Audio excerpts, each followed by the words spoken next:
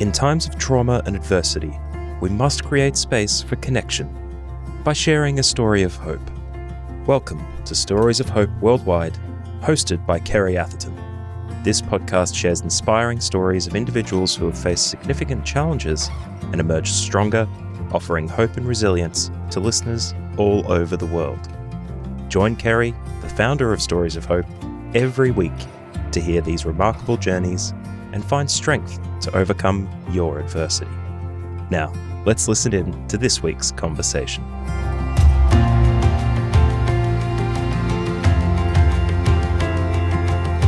Welcome to another episode of Stories of Hope Worldwide. I'm Kerry Atherton and I'm your host. And today's guest is Isabelle Kratz. She's a 19-year-old international model and entrepreneur. Welcome, Isabelle. Thank you, Kerry. Thank you so much for having me. Look, I'm so excited to have you on. When I saw you on the news a couple of weeks ago, I was just so inspired by what you're doing and by just how much you've achieved in your life and the fact that you found your purpose like so early on. Yeah. At your age, I was sitting in Alcoholics Anonymous meetings after hitting rock bottom. Absolutely a shell of my former self and not knowing who I was or what I was going to do with the rest of my life. To see somebody like you who was really like a purpose in action from the get-go and also doing something that I'm really passionate about and that's inspiring other young girls who are going through body image, self-esteem, bullying and all those things. I worked in schools for a lot of years running programs for girls like that. So I was like, I just have to get Isabelle on. So thank you so much. No, thank you. I'm so excited for the opportunity to speak to you. And yeah, that's exactly what all I'm about is inspiring and empowering other young women to know that they aren't alone and that they can be anything that they want to be, no matter who or what says that they can't. Yeah, I love that. So tell us a bit about what you're doing. I know that you're the co-founder of a business with your mum. Yes. You're an international model and you also have this amazing business that you founded or an online platform called Every Beautiful Body.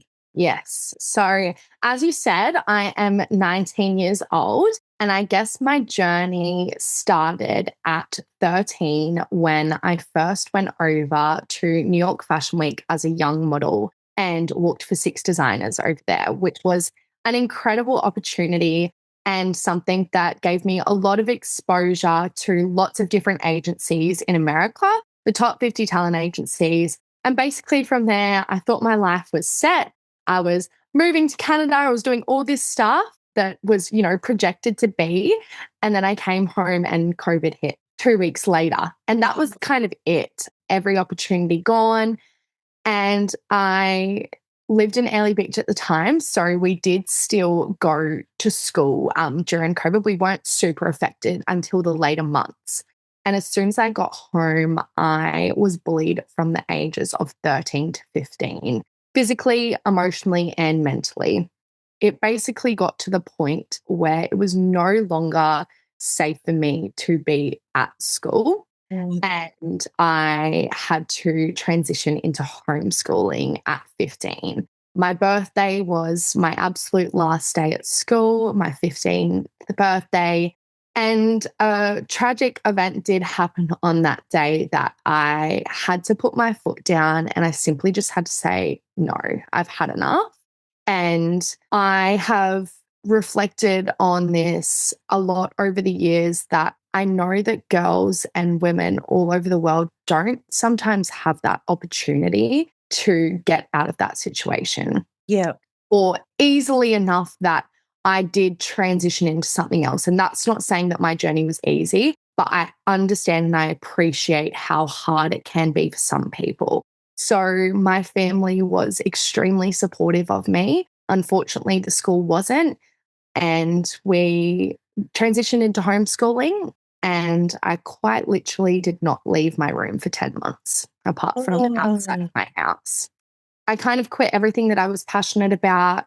And I'm a very active, personable, love speaking to people. And so that really took a shock on my mental health. And I was in a really dark place at the time, at such a young, vulnerable age, that having people tell you that you're not good enough, you're not the right weight for them, and so many different comments running through your mind is something that, really I thought was going to change the trajectory of my life. And it got to the point where I, again, just had to say, this is not how I want to live my life. I have so much potential. I have so much that I want to do, that I've dreamed for myself, that I can't let people that don't even really know me tell me who I am. I love that. Yeah. So we did have to make a move. Ellie Beach is quite a small town, which didn't help with the small, I guess, mindedness of people. So we did move to the Sunshine Coast. Again, an amazing decision for us, but also knowing that not a lot of people do get that opportunity. I know, that's where I live too. So really blessed on the sunny coast, aren't we? We are. It's a beautiful place, and it's, somewhere I've wanted to kind of move anyway. My whole life I wanted to go to university here and everything. So I'm so blessed that we were able to make that move. And yeah, it was the best decision we ever made for myself personally, but also for my family. And then I created at 14 my business Bella Chic with my mum, Jasmine. And so what Bella Chic is we are an international now fashion house. We've definitely evolved. We've just hit our 5 years last month, which is really exciting. Oh, that's amazing. Yeah, thank you. So we started filling a gap in the market in Ellie Beach as well. There's no formal wear stores. So nowhere for girls to go, when they're going to a year 12 formal, go and shop. They either have to drive 2 hours to Mackay or 4 hours to Townsville. And as a model myself back in those days, I was going to a lot of events and going overseas, and there were so many places that I needed to go, that I needed to find outfits that, one, I loved, two, I knew that were unique, and three, something that I felt really confident in. And there was just absolutely no way to do that. And so when we came back and COVID hit after going over there on that first international trip, we were like, what are we going to do with all of this knowledge that we've just gained and that we feel like has been wasted? But how are we going to turn it into impact? So we created Bella Chic, which ended up being a formal and special occasion wear boutique in Ellie Beach. And then when we did move to the Sunshine Coast, we did relocate the boutique down here. So we're now in the main street of Caloundra, catering to, our motto is for every beautiful body. I love that. Yeah, all different ages, all different sizes, and every special occasion you can think of. Shoes, accessories, we're basically your one-stop shop special occasion wear store. But what is another side of our business is, yes, we have the boutique and we love dressing people every day for all of their special moments, but we also have an event side and experience side to our business. So again, when I was 14 and went over and did the first trip, I had so many people ask me, how did you do that? How did you get into it?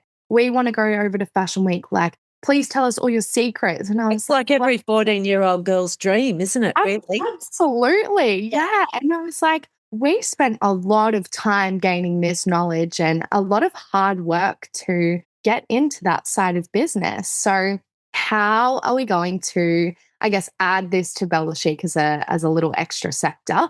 And we were actually invited by one of the production companies that I did work for over in New York once the world opened back up, to bring Australian models to walk in our designs in New York Fashion Week. Wow, which was so inspiring. It was amazing.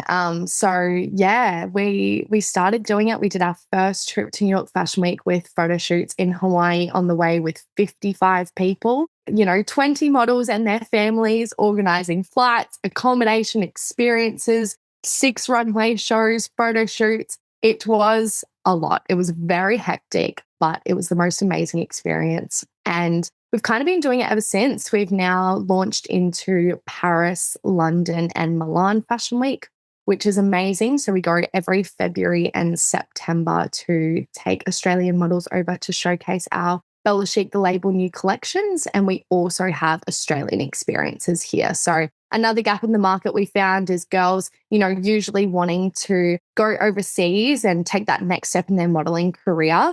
Really, we're in that year 12 kind of age bracket where they had so many exams on that they couldn't simply afford to go overseas during that time. So we got a lot of feedback and we were like, we wish there was something here in Australia. So we basically brought our Fashion Week experience here to Australia and now go to all iconic destinations and shoot our Times Square billboard campaigns so that models still get that opportunity here. Oh, and I've been to Times Square.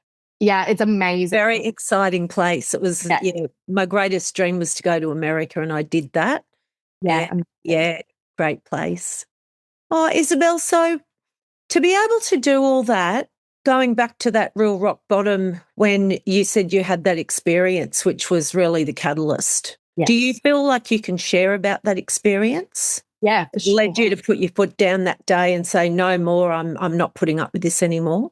Yeah, basically, on my 15th birthday, I walked out of the bathroom and had a sharp object thrown at me, which ended up being glass. Pieces of glass from a birthday present that I had been given and that I'd left outside the bathroom just with my school bag and my stuff.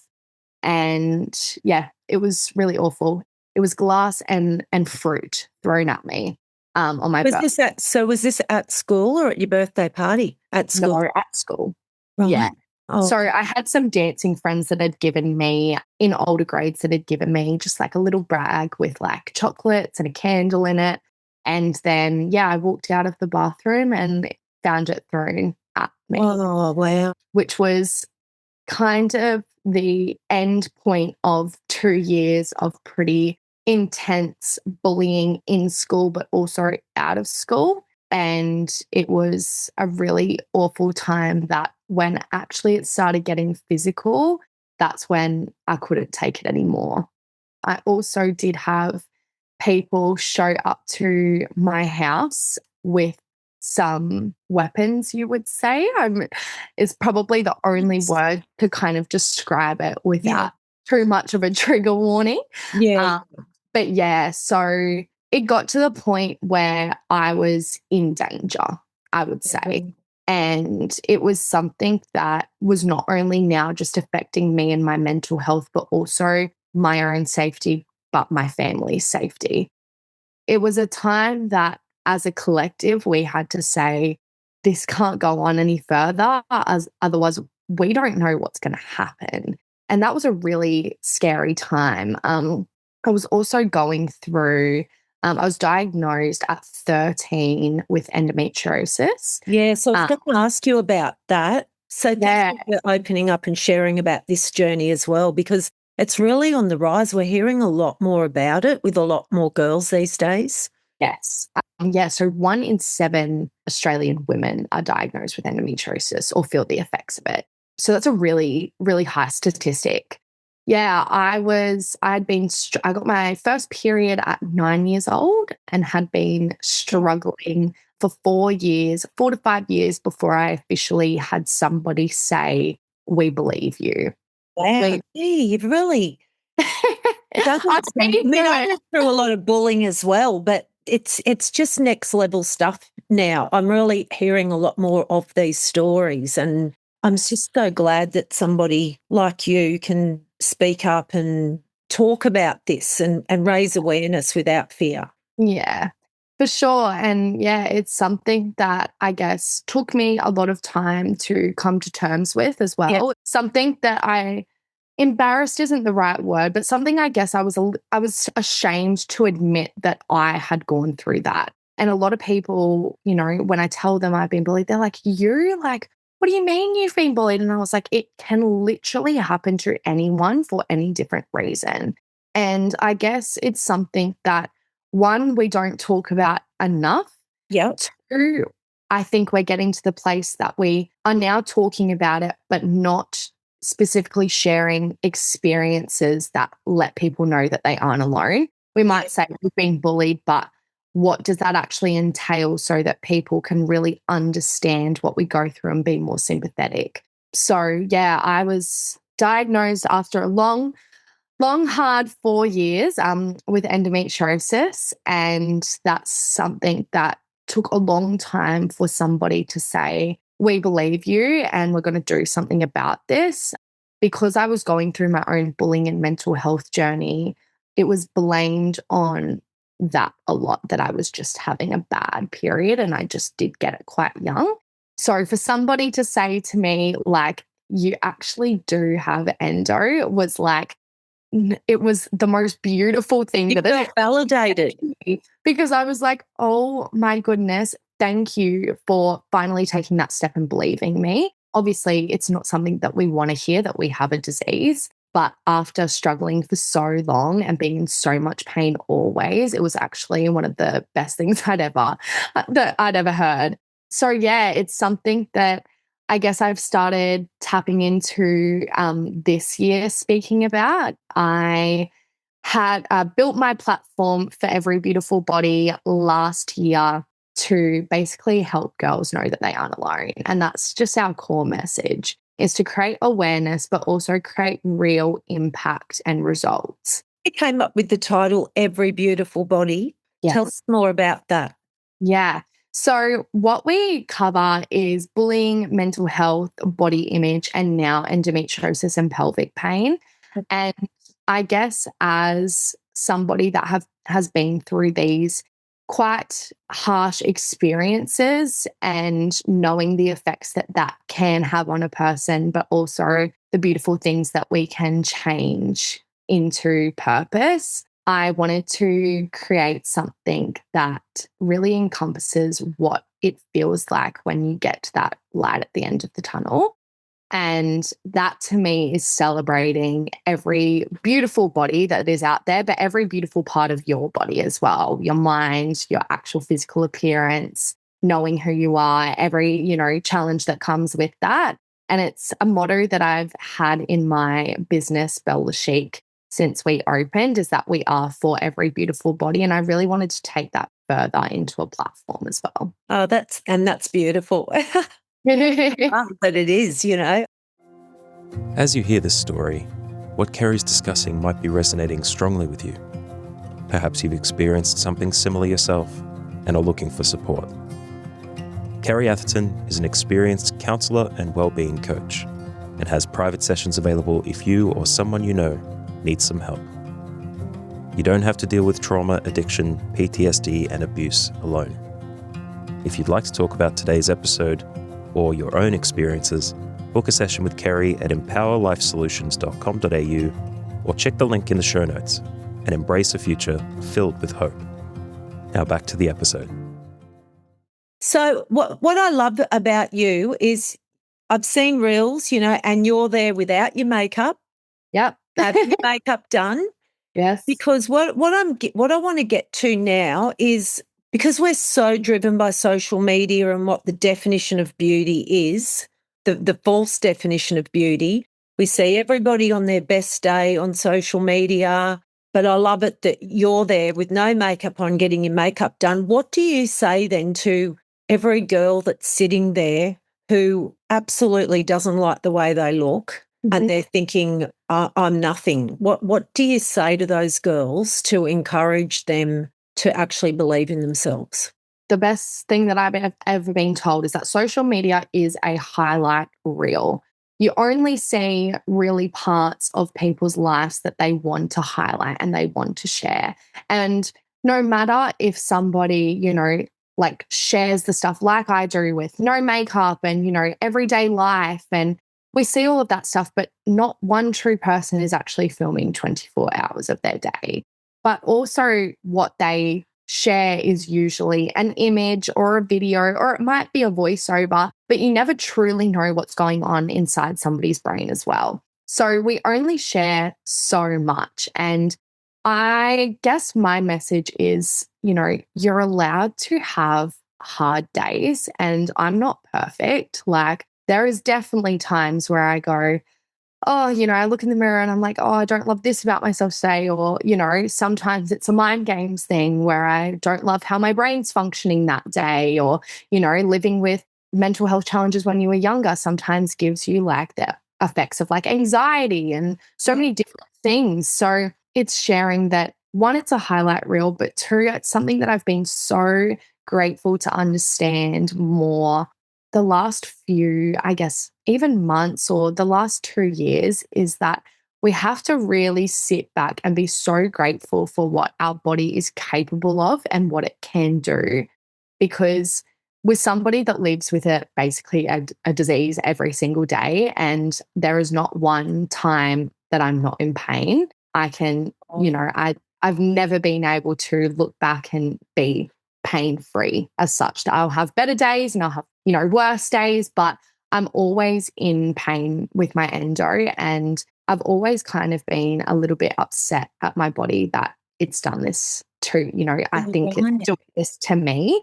But there's so much that we have to be grateful for, that we actually have the capability to live every single day, that so many people might not have that to the full capacity.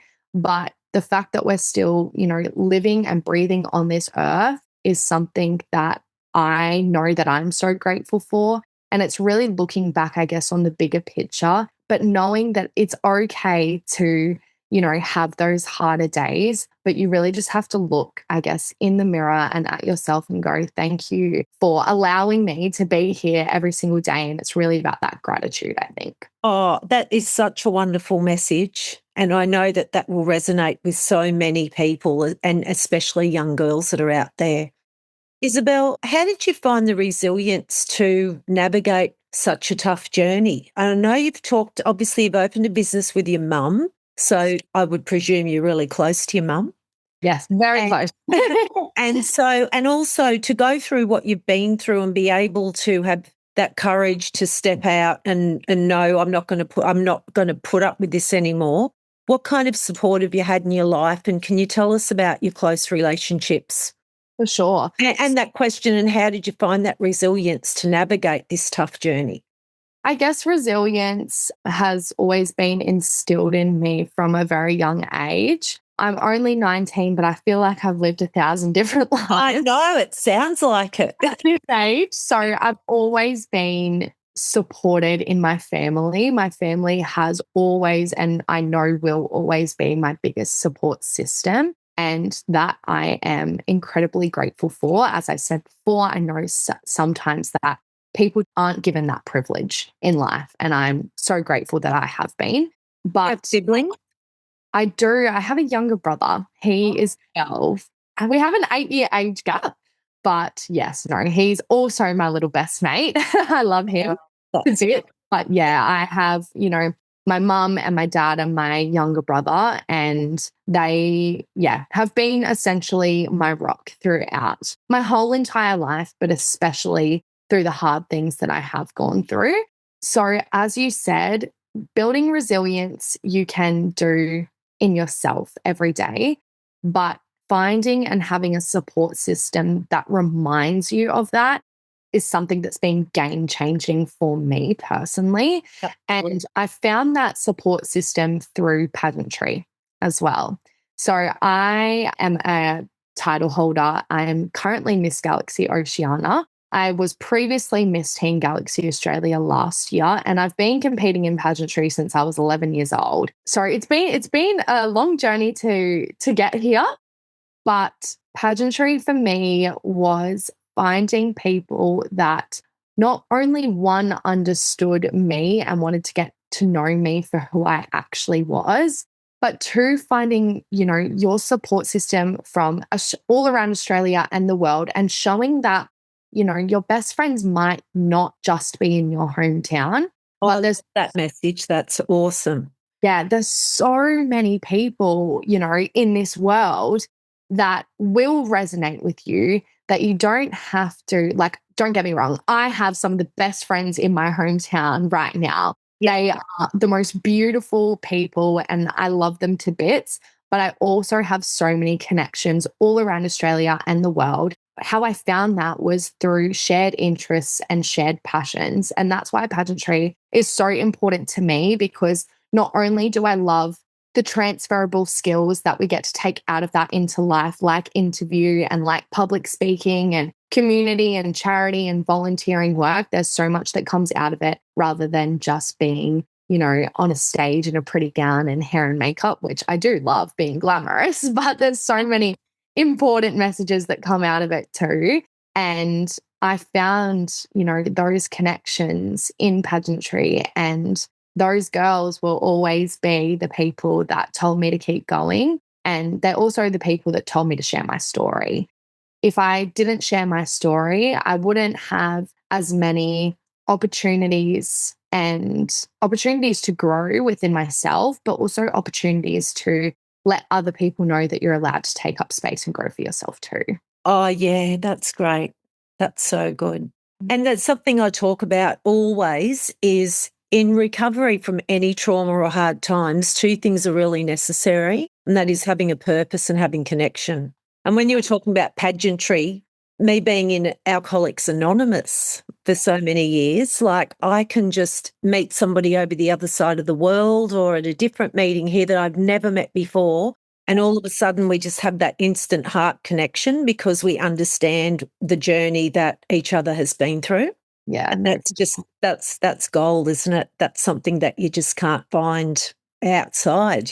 Yeah, no, 100%. And I think it's something that when you find, I guess, your people, it's usually people that have the same values, the same morals, but also what I found in pageantry was that we're all mostly there for a purpose. And right, yeah. whether you find that purpose throughout your pageantry journey or you go into it with that purpose, I think it's a beautiful evolution of finding yourself and also becoming the best version of yourself. And that's what the Galaxy Pageants motto is become the best version of yourself. And that to me looks like being so sure about who I am that I can help other people find that too.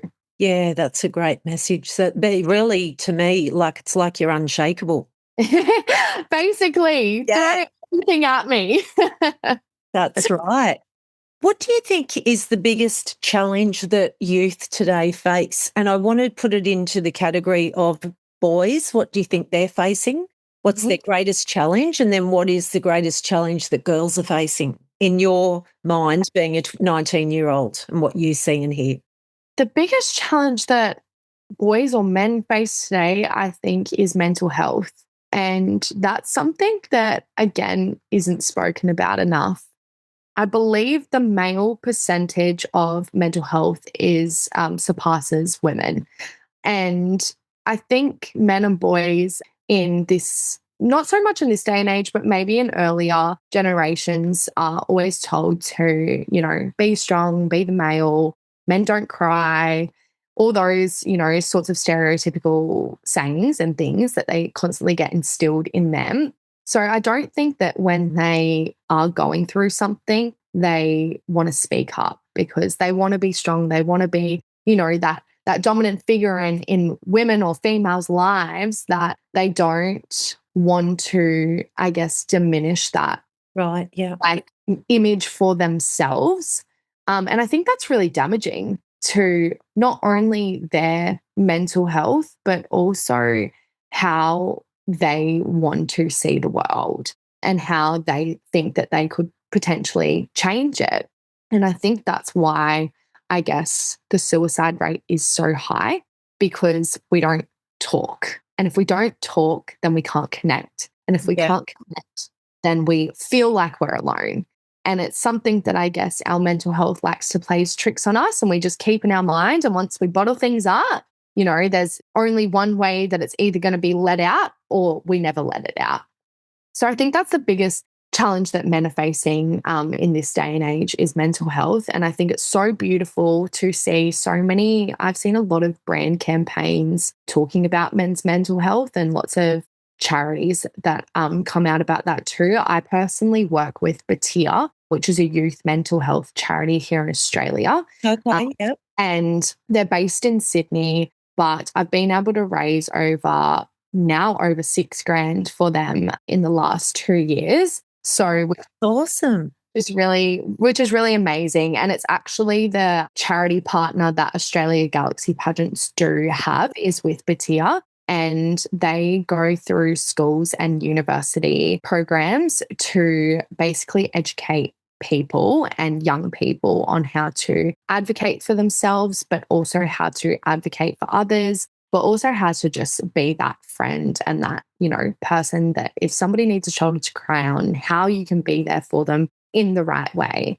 I think it's an issue that we're starting to talk about a little bit more, but it's something that I still think we have a lot further to go with. I agree 100%. I do a lot of work in the men's mental health realm.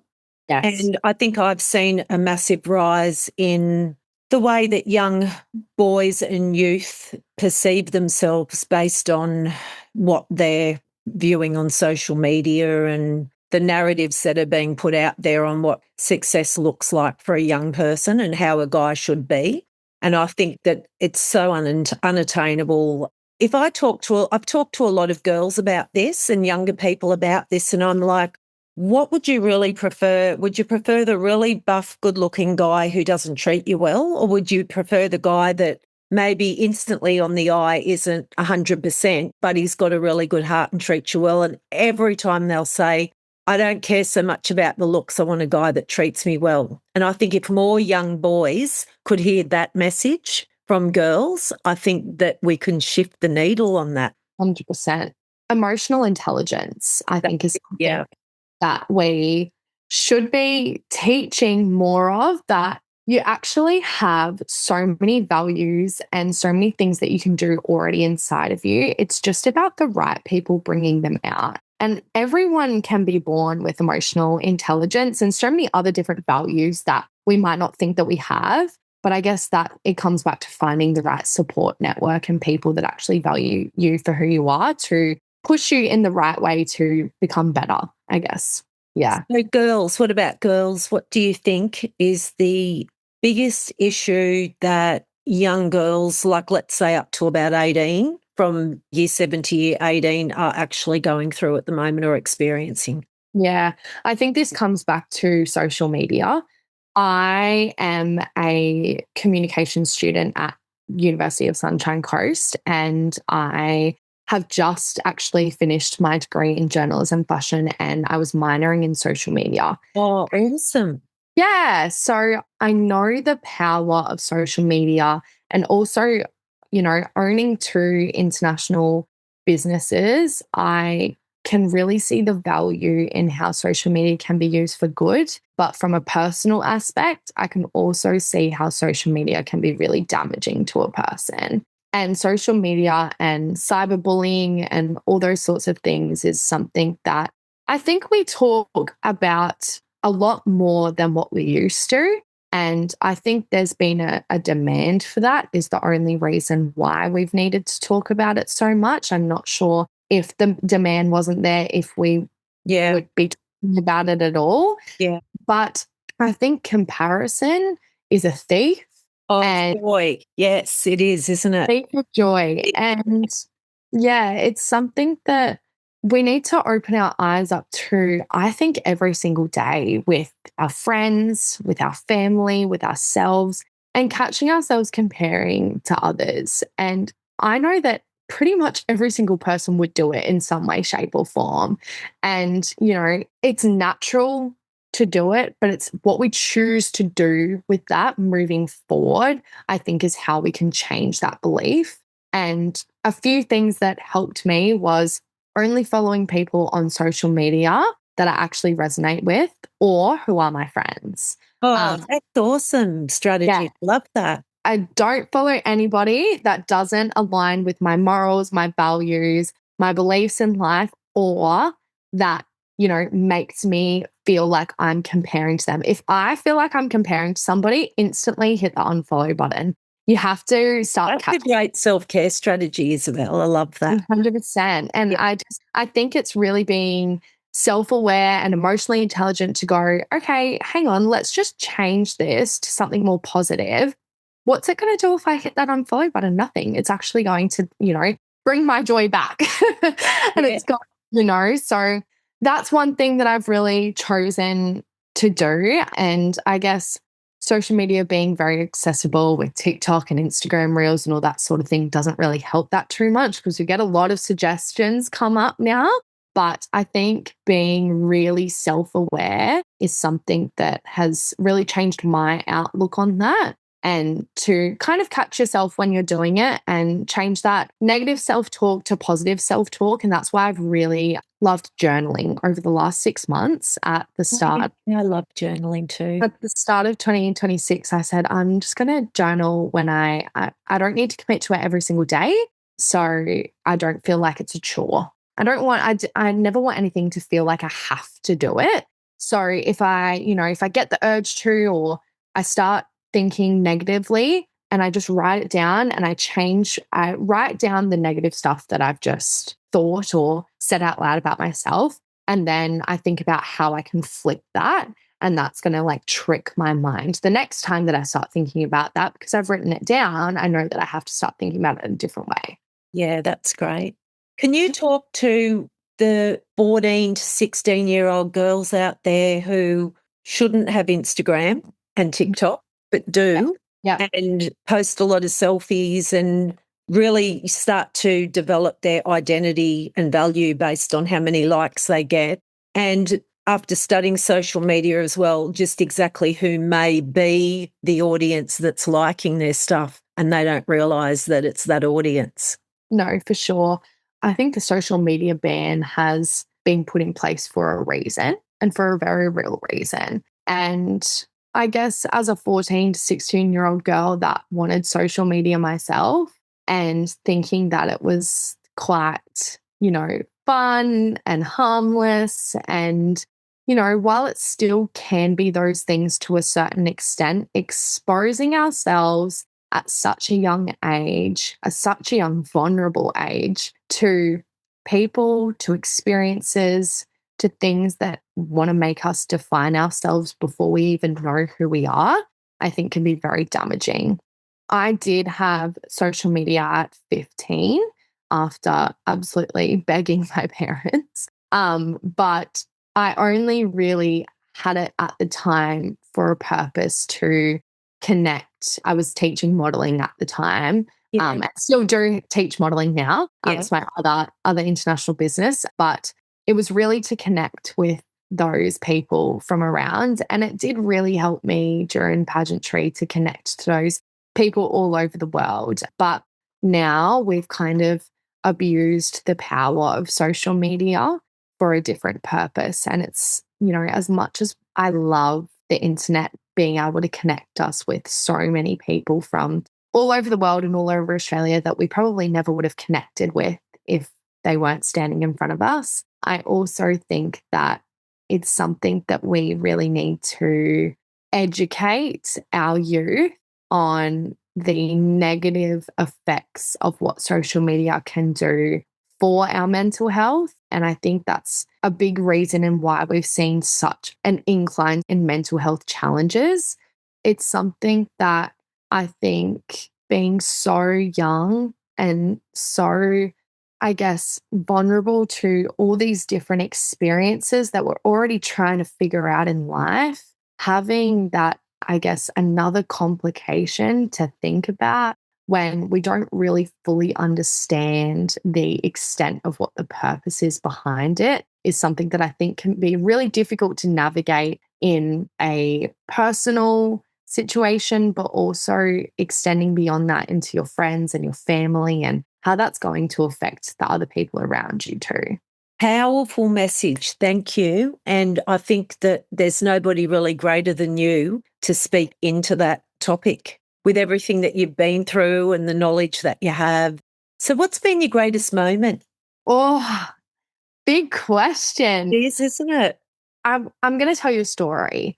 I got a message probably 6 months ago now from somebody that I had been in, like another young girl that I'd been, in contact with in some regard. Like I'd met her a few times and she sent me. Were you like mentoring her type thing? Not really. I just met her a few times at like a modeling event or we'd followed each other on social media, and she was just this really beautiful person. And she messaged me probably 8 paragraphs, pouring her heart out to me about everything that she'd been through, everything that the moment that I decided to share my story made her want to change her life too. Wow. I've had a few messages like that, over my time, but this particular girl, I would have never known that she was going through what she was going through. Right. And why do you say that? Was that from your outside perception? What was it about her that made you think, oh, she wouldn't be going through that? She was the happiest, bubbliest, kind-hearted person that just seemed like, quote unquote, had it all figured out. And she was just, I guess, a ray of light. And that wasn't to say that when she told me everything she'd been going through, that took away from who I thought she was. But it really made me realize that we genuinely have no idea what people are going through. I'd received, as I said, a few messages like this over my time, but this particular person, it really made me sit back and have a different outlook on what life and connection means to different people. I have, without, gloating, I've had a lot of different amazing experiences and achievements that I've been able to do at such a young age. And I've had a lot of different life experience that I've worked really hard for. But when you just ask me, what has my greatest moment been? It's to change somebody else's life. Oh, I love that. And that's the same with me. Yeah. In everything that I do, I love everything that I do. But what really is important to me is helping other people. And once I received that message, I knew that what my purpose was in life is to keep doing that and keep creating those positive, safe spaces for other people as well. That's so beautiful. Thank you for sharing that story. And that's something too, like I've been through a lot of pain in my life and a lot of trauma, a lot of hard times. And every single person that I've had, and I've had over hundreds now, share on the Stories of Hope stage, either in the live events or through the podcast. Yeah. And they all say that if they had a choice, that they would still go through what they went through again because of the path that it's led them on to help so many other people. And I say it in, the front paragraph of my book that no money can buy that feeling of joy when you've been a little part of helping change someone else's life. Yeah. It's just the greatest feeling ever. And going through the journey gives you access into a place of other people's hearts that you would never have that access otherwise. 100%. I would go through what I went through every, time that I would be given the choice, because I know that I wouldn't be the person that I am today. And I don't recognize the girl that I was when I was going through that, all of those things. And I think it's a really, I guess, strange experience to reflect on and go, did I actually go through that? But it's because it's how you choose to grow from it that I think makes the biggest difference as well. Yeah, absolutely. And you are such a story of hope. I'm so glad that, we're sharing with you today. So look, you've talked about a couple of your self-care strategies, and that is surrounding yourself with positive, like-minded people, journaling. What else is in your list of self-care strategies? And it's something I always talk about because with mental health struggles, 1 in 3 or 1 in 4 people are struggling with mental health today. If we have self-care strategies in place, that's a great deterrent from us going downhill. So what is it for you? Well, something that I've been really working on specifically this year is having more of a work-life balance. And because I have so many different aspects to, I guess, my work life, I really had to take a moment to think back and go, what do I love to do outside of working? Because what I'm so fortunate to have work that doesn't feel like work and just feels like what I love doing every single day, that it's really hard to differentiate what is a hobby and what's me working till midnight because I want to, because I love it. So I guess for me, it's been really finding things that I love to do just for myself. And I love connecting with other people. I love, being around my family and being around my friends. But for me, actually having intentional alone time is something that works for me and that I personally love. And I think it's so important to be comfortable and know that you're comfortable just being by yourself. And it's something that I've always loved alone time. But I think a lot of other people, might have that fear of being alone. And when I say the word alone, I don't mean that you genuinely have to be alone in your friendships and everything like that. It's just creating that intentional me time. Yeah. And that could be, finding different hobbies or, simply just being with yourself, journaling or doing whatever you want to do. Personally, for me, I have been dancing since the age of 3 years old. I'm now a dance teacher as well. Oh my goodness. Is there anything you don't do? I do have a pretty fulfilling life, so it's fun. And that's great, and you love it. And like you said, it's not actually like work. It's like passion mixed in together. But it's so great that that at your age you can identify that you need that alone time. And really it's a time to refuel, isn't it? Because I'm a real people person, but then I'm like, okay, that's enough. And I'm like, nobody come near me now for, a day. I just need to fill myself back up so that I can get back out there and get back out again. Yeah, and I totally resonate with that too. I'm always around people. I'm such a people person. I'm very outgoing. But when I need to recharge my battery and refill my own cup, you cannot pour from an empty cup. It's not possible. So really recharging and having that alone time and finding things that you're passionate about outside of that every, day routine is something that's been so important for me, but also that I think could help a lot of other different people. Going for a walk in the morning, going to the beach, if you're a dancer, going to the studio, just having some fun time, like whatever it is that you love outside of work or the everyday routine that we get stuck into. And I love routine. Don't get me wrong. I'm a routine type A girl. Yeah. But I do love, finding that little pocket of time to just be with yourself. And putting the phone away. Yes. Put the phone away. Get rid of the phone, chuck it out the window. So, look, as we close, this is the big question that I always ask. What is your message for the world? I guess my message for the world would be a quote that I really love is, be the person that nobody thought you could be. And it's something that is not about proving to, and it's not even about proving to yourself, but it's about how you choose to overcome what other people say or think about you, either to your face or behind closed doors. And knowing that you're going to make yourself proud in any moment that you can be. You're not going to be for everyone. And that's okay. You are your own unique person. And some people are going to love you and some people aren't. You can't control that. You can only control what's in your circle. So being able to overcome things is really hard, but it's really necessary to grow.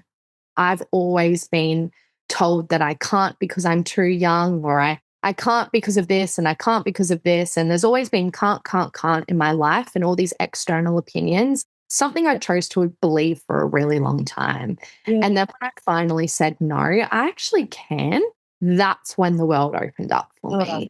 It's simple and it's cliche, but believe in yourself and, believe in the power of what you can do and what you've been put on this earth to do. And I promise you that the world is your oyster. Oh, such words of wisdom from the very beautiful inside and out, Isabelle. Oh, thank you. And you're a beautiful human and just really such a true inspiration to so many people. And I'm so excited to see what's next for you. Yes, thank you so much. And the ripple effect that you're creating and going to create, and you're a living legacy. Oh, thank you so much. No, I really appreciate that. And that's, all I'm trying to do. And we can only move forward one day and one step at a time. But yeah, if I can create that impact, that's what I know that I was born to do. So. Well, thank you so much, Isabelle. Thank you so much, Kerry, for having me on. Thank you for listening to Stories of Hope with Kerry Atherton.